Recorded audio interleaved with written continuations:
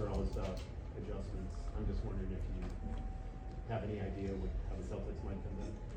Yeah, I thought you were going to ask me about our adjustments, and I was going to say like, if I had $1 for every time we talked about adjustments. Obviously, we're not going to talk about what we're doing so that they can hear it. So we can speculate about. I think there's the shot profile for both teams is varied from game to game. Sometimes that's less a function of what you want to do offensively is what a defense kind of gives you the opportunity to do. I think that we're gonna just see a really, really competitive game. There's certain things that they've gone to, screening actions with smalls. We have to anticipate some of those things and defend those off-ball screens. Jason Tatum's always, a handful in so many different ways in the court. So we have to prepare for. I feel like we've prepared for what we've seen from a scouting standpoint. They ran different actions, last game than they did, as far as volume in the previous couple games. So I think you have to know how you want to guard everything, and then be prepared to adjust during the game, which we've done sometimes more successfully than others. They've shot the ball extremely well. So giving up those open catch and shoot threes is hard.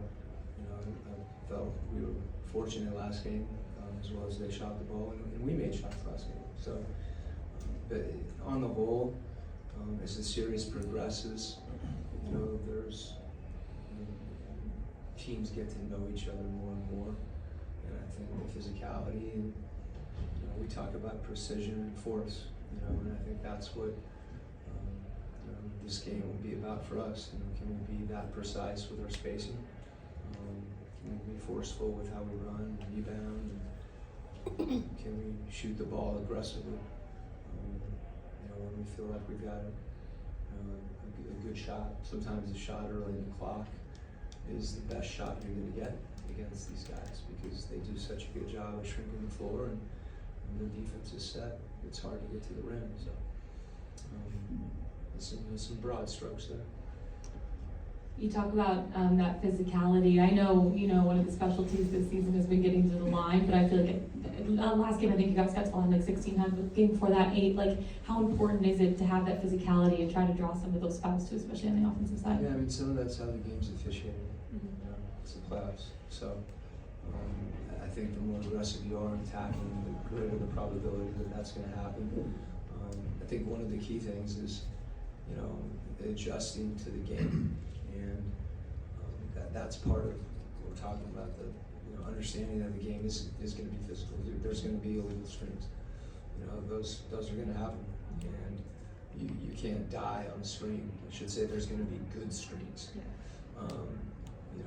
That are physical, and you have to be. A lot of times it involves communication as much as anything, and anticipation. So they're a terrific team, and they're hard to guard. They have, so many guys, and so many guys make it. And Grant Williams comes in and just starts banging threes. Derek White's been terrific, even off the dribble. So, we know every night, every game, that we've got our work cut out for us. And try to prepare, from that point in place. Coach, just sticking with the whole physicality conversation, is there a need to have conversations about just finding that balance with physicality and crossing the line? Because when you look at all the playoff series, there's been physicality has become an issue where it's led to players getting tossed and suspended, and things of that nature. I think this has been a clean series. I think both teams have played hard. I have a lot of respect for Joe and their players. Marcus plays hard. He plays hard. You got to play hard. That's why he's good. And in our city, I can see that. As a general, I'm completely, watching games and stuff. I think, in our series, people are, physical isn't necessarily, wrong. It's part of the game, and you can be physical. I think the word aggressive for me is as much as anything, and both teams have done that, and I think our expectation is it'll be like that again tonight. Quinn, it seems like last game, the pace that you guys were able to play with throughout the game and touching the paint was something that was able to offset a lot of those made threes. Is that something that you want to see more of in today's game? That's a good question. I think sometimes there's a perception that you're, wanting a certain shot because that's the shot that's available. And I think what it really is one, it's making the right read. Sometimes you get a good shot and the ball doesn't go in. And the second thing is, you have to work. There's a line there. You don't want to, just capitulate to what a defense is giving you. That's get back to being aggressive and trying to, impose your will, whatever that looks like in a given possession, to try to be able to do the things that you believe that are your strengths. And like I said, this is even the point in the series where teams continue to get to know each other better, and that gets harder, and that's where the reads come in. Is it take away the 3-point line or take away the rim? It's taking away the rim looks really good if you shoot 20% from the 3-point line. So there's a balance there, I really believe, and sometimes getting to the rim is the very thing that opens up the threes. You double Jason Tatum, and they ping it around, and Derek White hits a three. You don't double Jason Tatum, he shoots a step back and he hits a three. Which one is right or wrong is often hard. You just do the best you can and try to execute defensively in all those situations. Hey, Q, over here. What's an aggressive shot? I've heard of playing aggressively on offense. When you say I want an aggressive shot, what is that? I think it's, I think oftentimes that players, we talk a lot about making a read before the catch. That you want, in an ideal world, what you want to do before you get the ball. That's, that decision or that read, isn't always successful or correct, but you can pass it, you can shoot it, or you can drive it. And I think, aggressive means being confident that, when you have that opportunity that you take it, even if you miss the last two. I'd rather see it, a guy go 1 for 9, 1 for 8, than 1 for 2, if that's the shot that's available. Because I think if you stop taking open shots, usually what happens next, particularly against a team that's as good as Boston is defensively, the percentage goes down. So that's, it's tied to, sometimes a contested shot is a good shot. Like when there's 2 seconds left on the shot clock, we never say, don't shoot that. So the situation oftentimes dictates, what a good shot is, and shot selection is a big thing, for teams. So we want to be aggressive. We want the guys on our team to allow one another the opportunity to be aggressive. Quinn, 40 points off of your bench last game.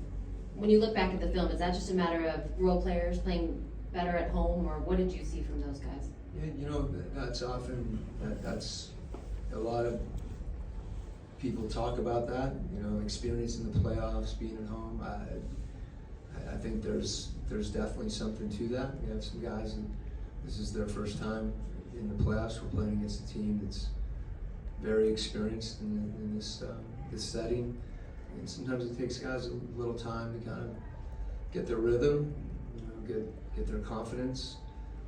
But I think the key thing on that you know, it's just, again, that if things aren't, if the result isn't always what you want, sometimes you change what you're doing when what you're doing is good. And you just can't be focused on one specific play. So it's, you know, and for the other thing about it, rotations get shrunk. Different guys play different minutes. You know, the game oftentimes, matchups dictate certain things. So I think for players to be able, you know, to stay focused and be ready to compete at any point in time in the game, because you know, it sounds, you know, coaches say it all the time, you know, be ready.